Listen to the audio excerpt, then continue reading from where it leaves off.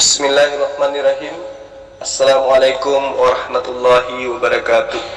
Alhamdulillah, puji syukur kita panjatkan kehadirat Allah subhanahu wa ta'ala. Berkat rahmat dan hidayah sehingga kita masih bertemu, masih bisa berkomunikasi meski hanya melalui channel YouTube. Namun silaturahim senantiasa tetap terjalin dengan baik.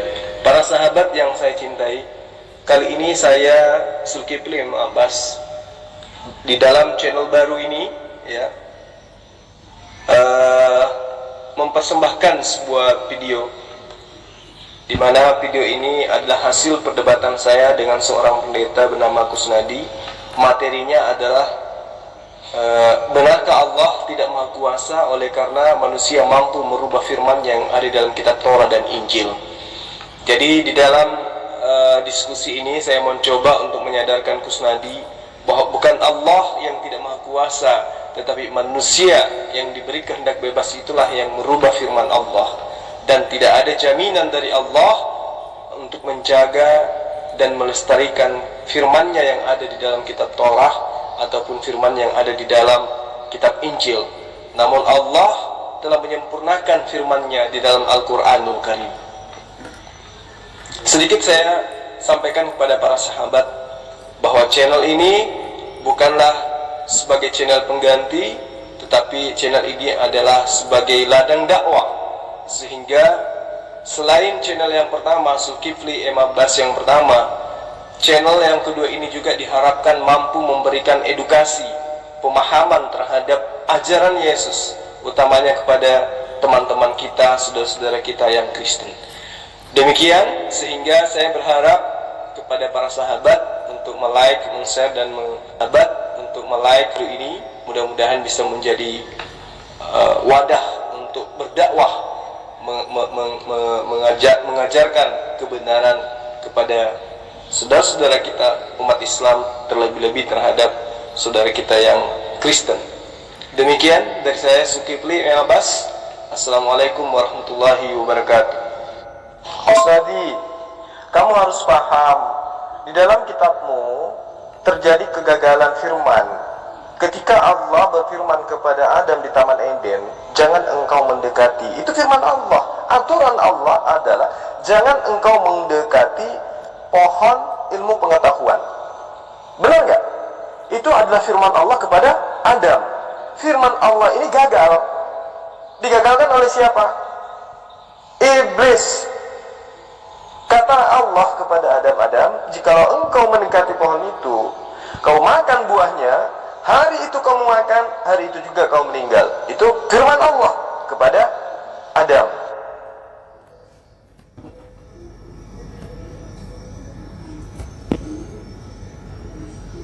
Kepada Adam.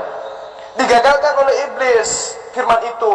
Hai Adam, justru sebaliknya, jikalau engkau menginginkan kekal di taman ini, kamu harus makan buah itu.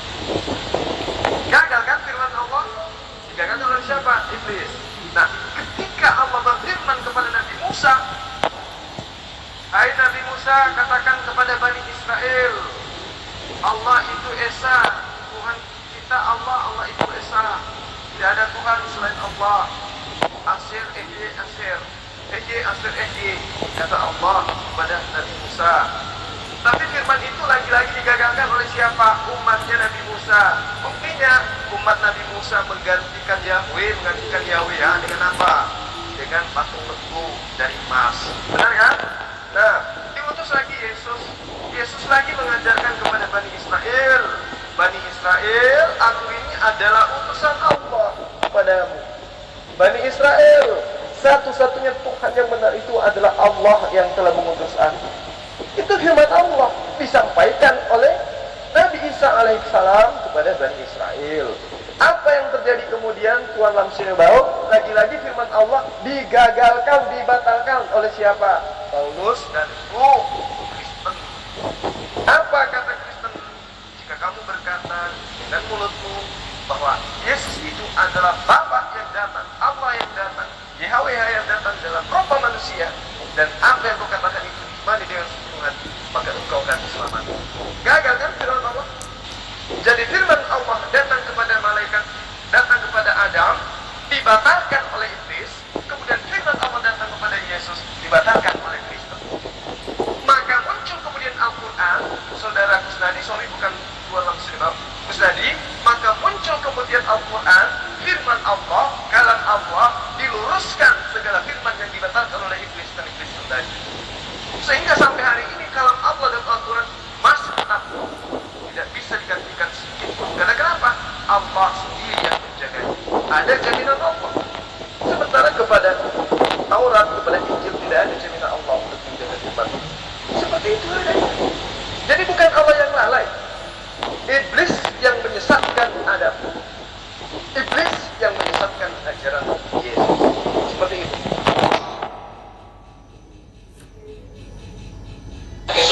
Oke, Jul, yang Anda ceritakan itu, apakah ada suatu statement yang mengatakan bahwa semua itu sudah dipalsukan, terus kemudian diluruskan? Ada nggak statement seperti itu oleh nabi-nabi sesudahnya? Berbeda dengan Quran yang jelas-jelas mengatakan bahwa kisah-kisah sebelumnya, apakah tentang Abraham, Musa, atau apapun, bahkan tentang Isa, dikatakan itu sudah dipalsukan, kemudian diluruskan. Jadi kalau Anda mengakui bahwa kitab-kitab sebelumnya sudah dipalsukan, sama aja Anda menuduh Allah itu kecolongan oleh iblis.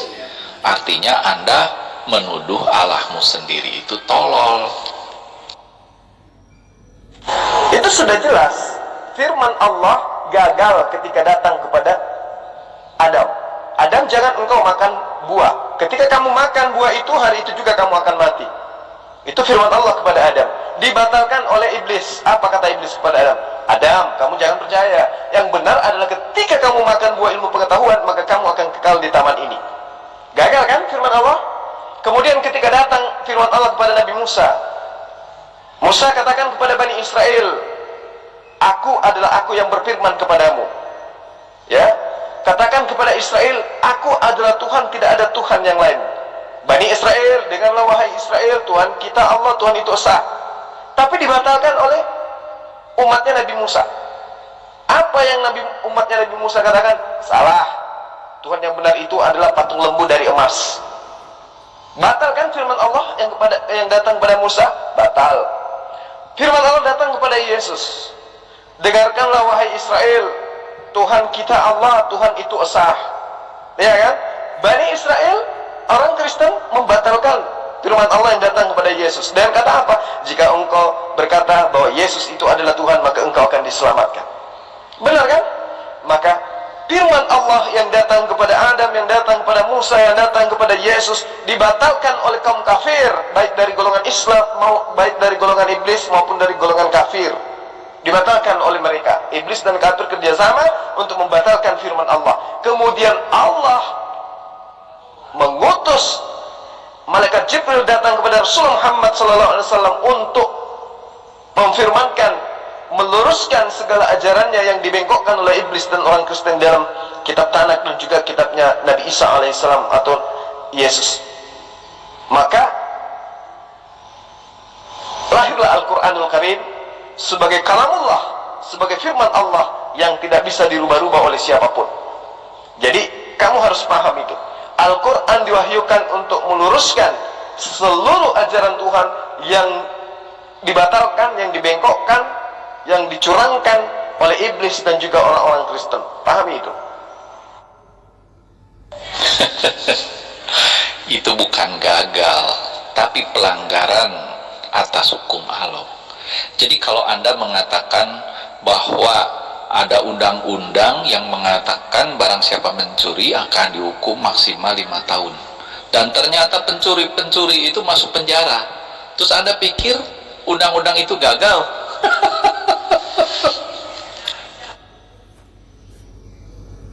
Nah, inilah tabiat orang-orang yang menyembah keinginan-keinginan Paulus. Lagi-lagi Anda menuduh saya, menuduh Allah. Allah batal, gagal, Allah tolong. Padahal yang mengatakan itu adalah Anda. Saya hanya menerangkan apa yang ada di dalam kitab Anda yang Anda bajak dari Bani Israel.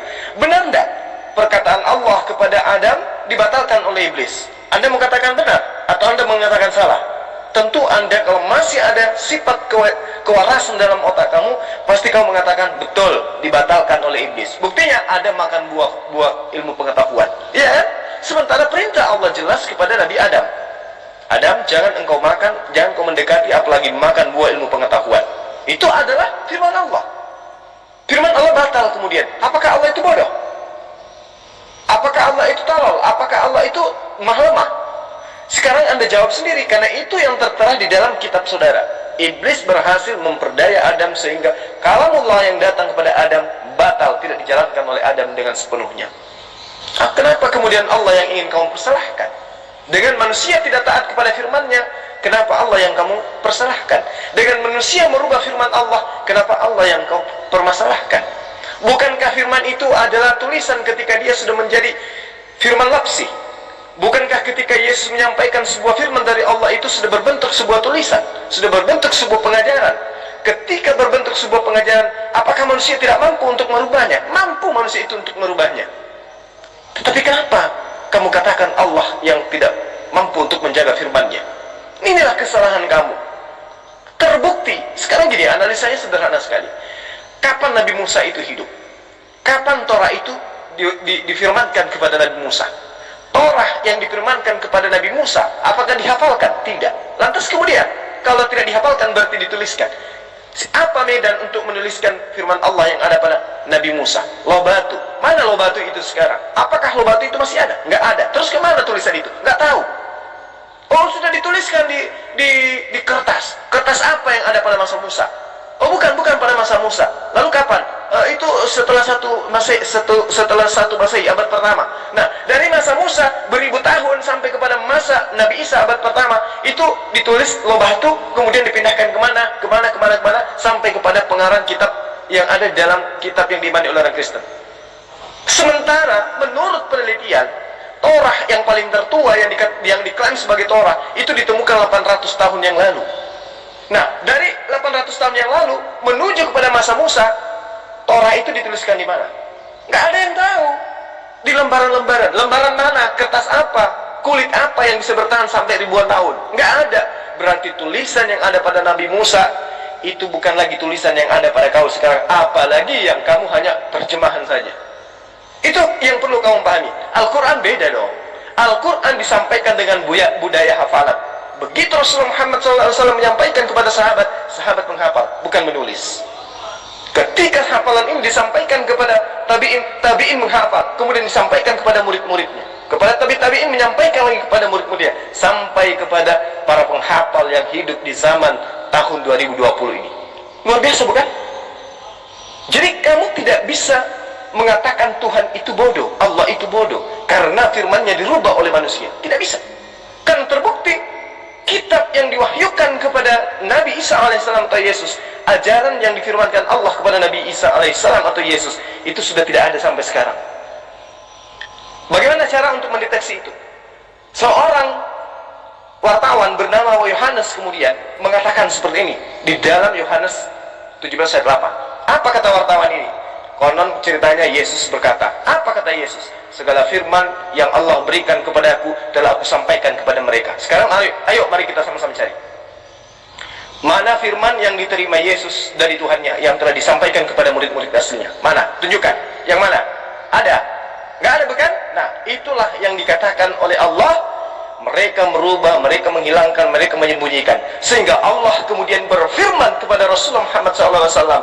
Al-Quranul Karim 30 juz menerangkan apapun yang telah diplesetkan oleh kaum terdahulu sebelum Al-Quran diwahyukan kepada Nabi Muhammad SAW. Itu yang perlu kamu tahu dengan baik.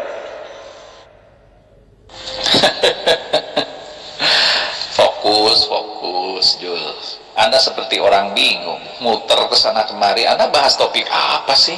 Kelihatannya Anda loss of concentration, ya. Anda nggak fokus. Apa yang sedang Anda baca? Anda yang sedang bahas itu. Nih, tadi Anda katakan bahwa karena Adam melanggar peraturan hukum Tuhan, untuk tidak memakan buah pengetahuan baik dan jahat di Taman Eden, terus Anda katakan bahwa Allah gagal? Anda mikirnya gimana sih? Itu jelas hukum Allah dilanggar oleh Adam. Allah menurunkan 10 perintah Allah kepada Musa, kemudian itu dilanggar oleh bangsa Yahudi. Bukan berarti bahwa Allah gagal. Anda gimana sih mikirnya? Itu jelas pelanggaran bangsa Yahudi terhadap hukum Tuhan. Dan tidak pernah ada satu kali pun di dalam tanah Yahudi, perjanjian lama maupun perjanjian baru, yang mengatakan bahwa telah dipalsukan. Allah tidak pernah mengatakan telah dipalsukan. Allah tidak pernah mengatakan bahwa diluruskan. Gak ada. Semua apa yang dikatakan di perjanjian lama, semua yang dikatakan di perjanjian baru, semuanya benar. Karena Allah mustahil bisa salah. Jadi kalau Anda mengatakan di dalam An-Nisa 157 khususnya bahwa Injil sudah dipalsukan, kisah Isa sudah dipalsukan, dan sebagainya, itu sama aja Anda menuduh Allahmu kecolongan. Karena kitabmu yang mengatakan bahwa Injil sudah dipalsukan, ini sudah dirubah, berarti itu kan sama aja dengan menuduh dirinya sendiri bodoh. Kenapa Allah bisa kecolongan sama iblis? Kenapa Allah bisa kecolongan sehingga kitabnya dirubah-rubah, diacak-acak gitu? Terus kemudian Allah baru bangun dari tidurnya dan sadar telah dicolong, dirubah-rubah, kemudian dengan capek harus diluruskan, dan Isa langsung dicomot dan diangkat ke langit. Itu beneran atau bohongan? Kenapa Allah tidak melakukan secara terang-terangan seperti dilakukannya kepada Elia? Kalau Allah melakukan itu diam-diam, itulah penipuan. Nah, seperti inilah pola pikirnya orang yang menyembah keinginan-keinginan Paulus. Seperti ini adanya, nyata di depan matamu. Taurat Musa sudah nggak ada. Firman-firman yang diterima oleh Yesus yang diajarkan kepada muridnya sudah nggak ada. Nyata di depan matamu. Nyata, bukan sesuatu yang abu-abu, fakta adanya. Tapi kamu malah mengambil analogi yang tidak sesuai dengan apa yang saya jabarkan. Ketika ajaran Allah yang datang kepada Abraham, datang kepada Musa, datang kepada Yesus, diplesetkan oleh kaum jahat, oleh orang-orang yang ada hidup pada masing-masing zamannya. Sekarang kita ingin melihat seperti apa sih kitabnya Nabi Musa. Gak ada yang bisa menunjukkan apa sih yang diajarkan oleh Allah kepada Nabi Musa yang bisa diyakini bahwa itu mutlak murni adanya. Tidak ada yang bisa menunjukkan. Apa sih yang diwahyukan oleh Allah kepada Nabi Isa? Seperti apa firman Allah kepada Yesus? Mana original teksnya? Tidak ada yang bisa menunjukkan. Artinya apa?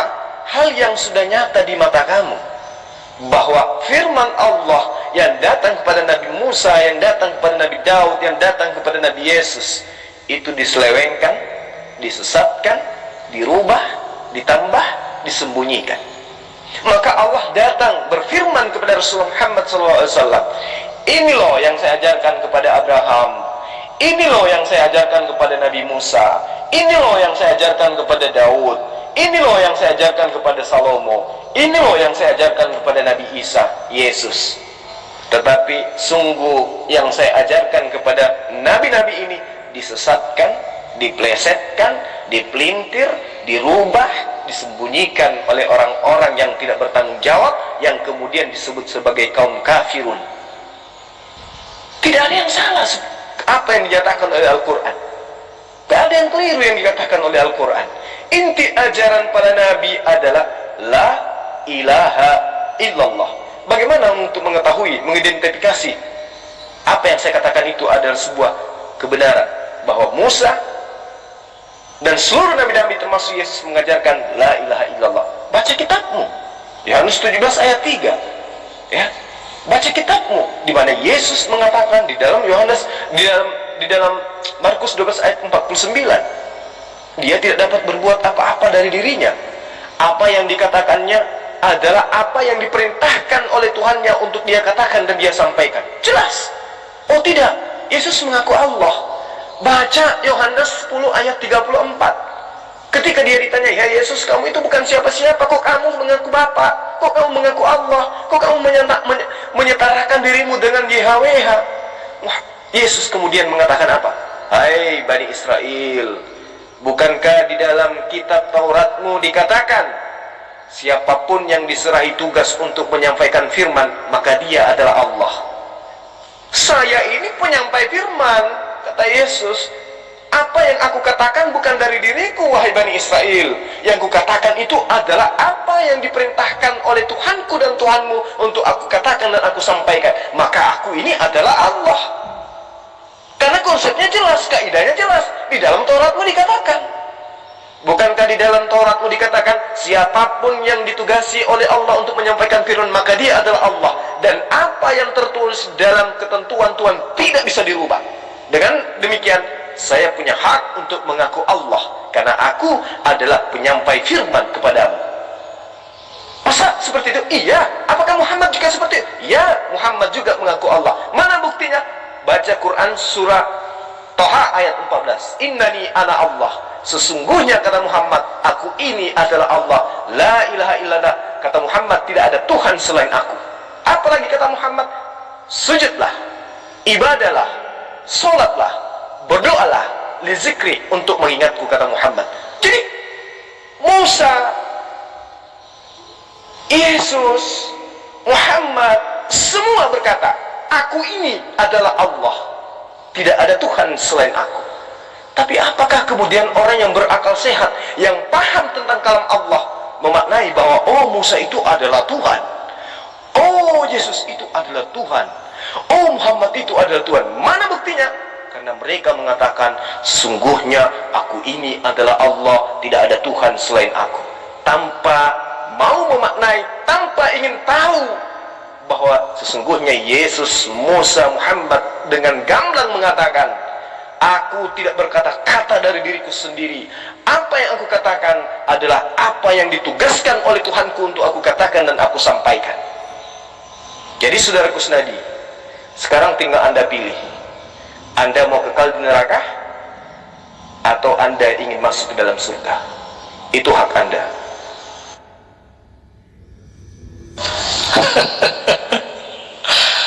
Anda masih loss of concentration. Anda nggak fokus. Anda muter-muter udah nggak tahu kemana deh. Intinya begini, kalau Anda mempermasalahkan soal otoritas Alkitab, apakah itu perjanjian lama atau perjanjian baru, itu bisa kita bahas. Tapi ingat bahwa tidak ada satu pernyataan pun di dalam perjanjian lama dan perjanjian baru yang mengatakan bahwa apa yang telah dikatakan Allah itu telah dipalsukan, sehingga Allah harus meluruskan apa yang sudah dipalsukan itu. Tidak ada. Tetapi jelas bahwa Quran mengatakan demikian, yaitu bahwa Allah telah kecolongan. Kok bisa kecolongan? Kenapa? Karena Injil asli Anda tidak bisa tunjukkan, dan Anda menuduh bahwa Injil asli sudah dirubah-rubah. Jadi itu jelas bahwa Anda menuduh Allahmu itu gagal di dalam menjaga kitabnya yang sebelumnya. Anda harus ingat, Allah tidak mungkin gagal di dalam menjaga kitabnya. Kalau Allah gagal, sekali gagal, selamanya dia gagal. Kalau Allah dari awal menjaga kitabnya, maka selamanya pun Allah akan menjaga kitabnya. Dan Allah tidak mungkin pilih-pilih mana yang dijaga, mana yang enggak. Yang pasti semua kitab itu akan dijaganya. Disitulah bahwa apa yang Anda akui, di mana Allah kecolongan, sehingga Allah harus meluruskan peristiwa-peristiwa sebelumnya, kitab-kitab sebelumnya, apapun sebelumnya, yang jelas itu adalah dirinya sendiri. Jadi kalau Allah mengatakan Injil itu sudah dipalsukan, berarti Allah itu yang bodoh. Kalau dia mengatakan Torahnya sudah dirubah-rubah, ya itu dia yang bodoh. Kenapa dia nggak jaga? mengakui Allahmu itu telah membiarkan bangsa Yahudi memasukkan Injilnya, mengubah-ubah Torahnya ataupun kisah Isa, itu sama aja dengan Anda mengakui Allahmu tolol. Karena Allahmu kecolongan terus menerus sejak zaman Abraham. Terus kemudian 600 tahun sesudah Isa, Allahmu baru bangun dari tidurnya, dan dia terkaget-kaget melihat bahwa kitab-kitabnya itu telah diacak-acak gitu oleh bangsa Yahudi. Ya kalau Anda mengakui itu ya sama aja dengan Anda mengakui Allahmu tolol. Kalau Allah sejati tidak mungkin kecolongan sama sekali. Jadi Anda nggak sadar bahwa Anda sudah ditipu iblis. Nggak mungkin pewahyuan yang sudah ribuan tahun dihasilkan oleh beribu-ribu, mungkin terlalu banyak ya, beratus-ratus nabi, beribu-ribu generasi, miliaran manusia, terus kemudian mau dihapuskan hanya oleh sesosok makhluk gairah. Mikir Bang Jul, kenapa Anda tidak pernah memperhitungkan bahwa iblis sanggup melakukan hal itu dengan cara menyamar sebagai malaikat? Kenapa Anda tidak mau berpikir itu? Padahal iblis sanggup melakukan itu. Kamu mencoba menggiring saya kepada pembahasan tentang Al-Quran dan keautentikan Al-Quran sebagai firman Allah. Padahal kamu sudah paham bahwa materi kita adalah membahas tentang tuduhanmu terhadap firman Allah. Jadi kamu ingin lari dari materi ini dengan mencoba kembali mengangkat materi-materi yang sebenarnya kamu sendiri tidak paham. Kamu tidak paham Al-Quran. Kamu hanyalah umat terjemahan yang sama sekali tidak paham Al-Quran. Nah, ketika Allah berfirman kepada Nabi Adam, janganlah engkau makan, tetapi buktinya dia makan.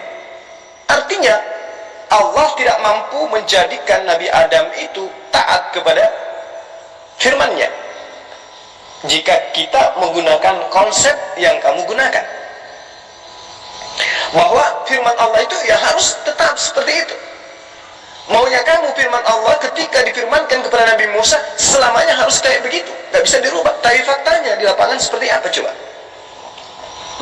Kamu mampu memperlihatkan kepada kita loh batu, tempat di mana firman Allah dituliskan? Enggak kan? Lantas kemudian mengenai isinya, apakah isi Torah yang difirmankan kepada Nabi Musa masih ada dijalankan oleh sekarang? Enggak kan? Isi Torah yang difirmankan kepada Nabi Musa masih ada dijalankan oleh sekarang? Enggak kan? Sekarang sudah berubah menjadi ajaran Kristen mayoritas. Nah, orang Kristen mengklaim dirinya adalah pengikut Yesus. Yesus adalah pengikut Torah. Dengan kata lain, Kristen mengklaim dirinya adalah pengikut Torah. Sekarang mari kita coba cek. Apakah Torah mengajarkan menyembah manusia? Tidak. Apakah Torah mengajarkan ibadah hari Minggu? Tidak. Apakah Torah mengajarkan menyembah Tuhan di gereja? Tidak. Apakah Torah mengajarkan makan babi? Tidak. Apakah Torah mengajarkan tidak sunat? Tidak. Nah, berarti ajaran Torah dan pengamalan Torah yang diklaim oleh orang Kristen itu sudah tidak relevan dengan firman Allah. Berarti bukti daripada dirubahnya firman Allah itu betul adanya. Yesus diajarkan menyembah hanya kepada Allah satu-satunya Tuhan yang benar, mengajarkan mengenal dirinya sebagai utusan Allah. Apa yang kemudian terjadi? Itu dilanggar, itu dirubah. Apa yang menjadi perubahannya sekarang? Efesus 2 ayat 15, Galatia 5 ayat 1, bahwa aturan Tuhan yang ada dalam Torah sudah dibatalkan dengan matinya Yesus. Apa benar seperti itu? Apakah Tuhan memang mengajarkan demikian? Artinya apa yang tertera pada firman Allah dalam Torah dibatalkan oleh siapa? Oleh orang Kristen. Seperti layaknya firman Allah kepada Nabi Adam dibatalkan oleh iblis. Jadi antara iblis dan Kristen cari 11-12. Itu yang pertama. Lalu kemudian coba Anda mengikuti narasi Anda mengikuti pemaparan saya yang melakukan pendekatan secara literal. Di dalam Ulangan 9 ayat 24 misalnya, bangsa yang suka menentang, bahkan kamu menentang Tuhan sejak aku mengenal kamu. Siapa berkata seperti itu? Apakah umat Islam? Tidak. Lalu siapa yang dituduh di situ? Bani Israel. Kamu adalah bangsa yang suka menentang, bahkan kamu menentang Tuhan Elohimmu sejak aku mengenal engkau. Artinya Nabi Musa, pada zaman Nabi Musa pun pengikut-pengikutnya sudah memperlihatkan kedegilannya terhadap perintah Tuhan. Apalagi setelah Nabi Musa tidak ada. Jadi bagaimana mungkin Anda bisa menjamin ajaran di tangan orang yang menentang Allah bisa eksis sampai kepada Anda saat sekarang? Tidak mungkin. Sementara jelas Paulus yang ahli kitab itu telah merubah firman Tuhan menjadi perkataan-perkataan manusia. Lalu kemudian apa lagi? Di ayat ke-6 dari Ulangan 9. Apa kata Allah? Degil dan tegar tengkuk, jadi ketahuilah bahwa bukan karena jasa-jasamu Tuhan Allahmu memberikan kepadamu negeri yang baik itu untuk kamu duduki. Sesungguhnya engkau, wahai Bani Israel, adalah bangsa yang tegar tengkuk. Lalu kemudian di Ulangan 31 ayat 27, apa kata Allah? Sebab aku mengenal kedegilan dan tegar tengkukmu, wahai Bani Israel. Sedangkan sekarang, selagi aku hidup bersama-sama dengan kamu, kamu sudah menunjukkan kedegilanmu terhadap Elohim, terlebih lagi nanti sesudah aku mati. Musa mengatakan kepada bangsa yang diselamatkan dari perbudakan Mesir, sedangkan saya masih hidup, kalian sudah memperlihatkan penolakanmu, kedegilanmu, tegar tengkukmu kepada Allah. Apatah lagi kalau aku sudah mati, kata Musa. Jadi bagaimana mungkin kamu ingin mengatakan kepada saya yang paham tentang kitabmu bahwa firman Allah tidak pernah bisa dirubah? Bagaimana mungkin? Kamu mempersalahkan kemudian kita ketika terbukti firman itu disesatkan, diplesetkan, disembunyikan oleh Bani Israel, kamu kemudian menyalahkan Allah. Tidak bisa seperti itu, karena kamu sudah menikmati hasil daripada penyelewengan perubahan firman Allah. Jadi kamu tidak boleh menyalahkan Allah, karena terbukti ajaran Kristen adalah manifestasi dari penyesatan firman Allah yang kemudian disesatkan. Itu yang perlu kamu pahami. Sekarang tunjukkan kepada saya kitab Tanak yang mengatakan firman Allah, kalam Allah, kitab Allah tidak akan dirubah-rubah. Tunjukkan kepada saya bahwa Allah menjamin kemurnian daripada kitabnya, baik itu Torah, Perjanjian Lama, ya, Yesaya, Ulangan, dan seterusnya. Coba Anda tunjukkan kepada saya.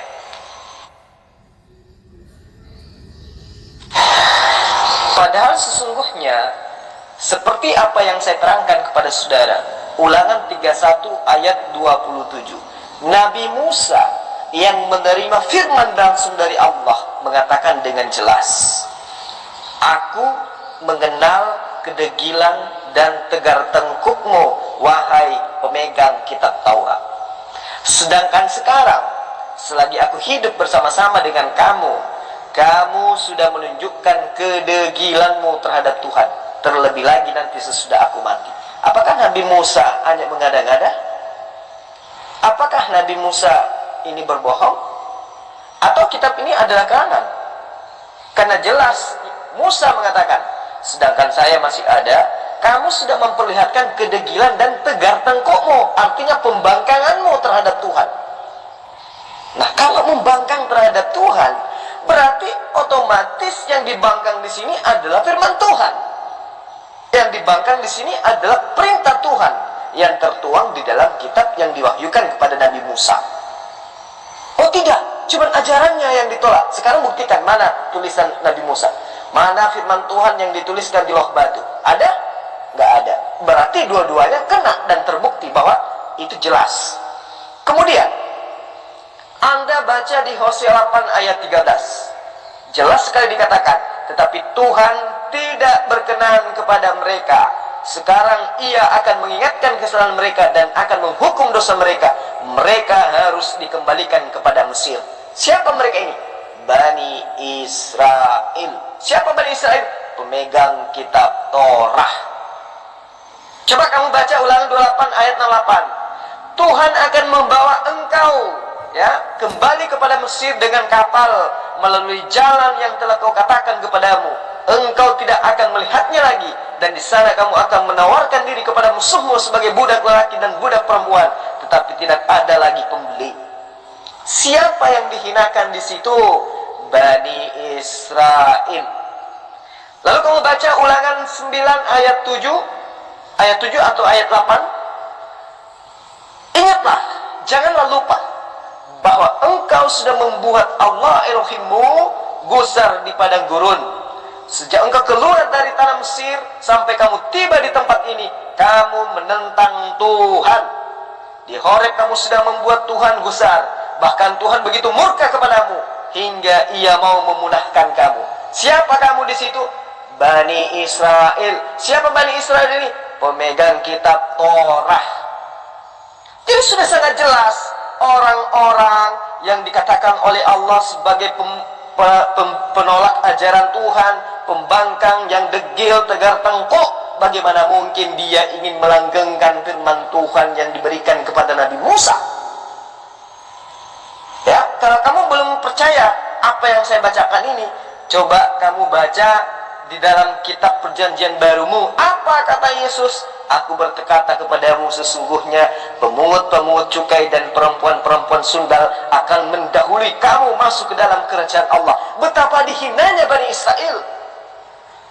Kepada Bani Israel Yesus mengatakan, kamu sebagai manusia tegar tengkuk yang suka menolak perintah Tuhan, yang membangkang terhadap perintah Tuhan, sesungguhnya pelacur-pelacur, pemungut cukai lebih duluan masuk surga daripada kalian. Begitu hinanya mereka. Apa artinya? Ternyata Bani Israel itu memang adalah bangsa yang tegar tengkuk, yang tidak mungkin padanya ada firman Tuhan yang bisa langgeng sampai hari ini. Itu yang perlu kamu paham. Sekarang Anda berbalik bahwa Kristen itulah yang menyalahkan Allah. Anda nggak kebalik, betul? Mana ayatnya di dalam Perjanjian Baru atau di dalam Alkitab di mana mempermasalahkan atau menyalahkan Allah? Gak ada. Justru kebiasaan Anda sebagai orang Islam yang menyalah-nyalahkan apa yang dilakukan Allah di masa lalu, itu benar jelas sekali Anda menghujat Allah. Tadi Anda mengatakan bahwa Allah menurunkan perintah kepada Adam ataupun kepada Musa. Kemudian Adam itu melanggar dengan cara memakan buah pengetahuan itu, buah koldi itu. Terus Anda pun menyalahkan Allah karena Allah gagal di dalam menciptakan Adam, sehingga Adam melanggar perintahnya. Itu jelas bukti bahwa Anda memfitnah Allah, Anda menyalahkan Allah, Anda menghujat Allah. Kenapa? Karena Allah itu tidak pernah salah. Yang salah itu adalah Adam. Kenapa dia melanggar hukum Allah? Dan Anda harus ingat bahwa Allah tidak menciptakan robot. Kalau Allah menciptakan robot, terus robotnya itu salah, itu baru Allah yang salah. Ingat, Allah tidak pernah menciptakan robot, tetapi Allah menciptakan manusia yang punya keinginan bebas, dan atas keputusannya itulah manusia itu harus bertanggung jawab apakah dia masuk surga atau neraka. Jadi di dalam konsep Anda terhadap Allah itu udah jelas salah. Kenapa? Karena Anda terlalu banyak menghujat Allah, Anda terlalu banyak menyalahkan Allah, bahkan Anda menyalahkan firman Allah yang katanya tidak relevan lagi untuk zaman sekarang, sehingga Anda langsung memberikan bahwa Quranlah yang paling cocok. Jadi artinya Anda banyak menyalahkan Allah dengan mengatasnamakan Quran. Kemudian terakhir Anda mengatakan bahwa surat-surat Paulus ataupun di Perjanjian Baru itu mengubah-ubah apa yang terjadi dalam Perjanjian Lama. Tidak ada yang begitu, Bang Jul. Yang terjadi adalah Perjanjian Baru, Yesus maupun Paulus itu menggenapi semua yang telah ditulis di dalam Perjanjian Lama. Perjanjian lama udah jelas merupakan suatu hukum, suatu aturan mempersiapkan kedatangan Mesias. Jadi kalau Mesias itu sudah datang, terus apakah yang harus dipersiapkan lagi? Itulah sebabnya kami sebagai orang Kristen, kami tidak disunat, kami tidak makan babi, kami tidak melakukan sabat dan sebagainya. Mengapa? Karena Yesus mengatakan bahwa sudah selesai saat dia di kayu salib. Artinya bahwa semua hukum-hukum tentang penantian dirinya sebagai Mesias sudah digenapi. Jadi kalau sudah digenapi, semua apa lagi? Maka yang ada adalah hukum kasih karunia yang jauh lebih berat sebenarnya daripada hukum Taurat. Karena hukum Taurat itu adalah menghakimi seseorang berdasarkan hukum itu karena kesalahan yang fisik. Tetapi hukum kasih karunia itu berbicara tentang ibadah yang rohania. Dan Yesus mengatakan itu saat dia bertemu dengan wanita Samaria, mengatakan bahwa engkau menyembah Allah di gunung ini, di Gerazim, atau di bait suci di Yerusalem. Tetapi saatnya sudah tiba dan sedang tiba, yaitu penyembah-penyembah benar akan menyembah Allah di dalam roh dan kebenaran. Itu jauh lebih sulit, Bang Jul, daripada sekedar bungkuk-bungkuk sujud secara fisik. Jauh lebih sulit itu. Kenapa? Karena itu harus dilakukan per detik. Yang menyalahkan Allah itu adalah Anda.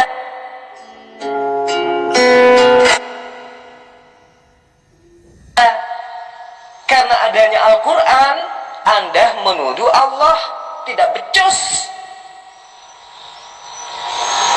menjaga firman-Nya. Dengan adanya Al-Quran, Anda menuduh kami, mengatakan itu sama halnya Anda menuduh Allah tidak benar, ya, tidak hebat dalam menjaga firman-Nya. Anda yang menuduh, bukan kami yang menuduh. Panjang lebar saya menjelaskan kepada kamu. Iblis yang menyesatkan firman Allah, Kristen yang menyesatkan firman Allah, bukan Allah yang menyesatkan kemudian. Bukan. Jangan Anda seperti Rudi Yohanes dalam berdiskusi. Anda yang menyimpulkan, Anda yang mengambil manifestasi dari pembahasan seseorang, kemudian Anda melemparkan kesalahan itu kepada orang lain. Jangan seperti itu, Saudara Kusnadi. Saya tidak pernah menyalahkan Allah. Yang menyalahkan Allah itu Anda. Dengan adanya Al-Quran, Anda menyalahkan Allah. Seakan-akan Allah itu tidak bisa menjaga firman-Nya.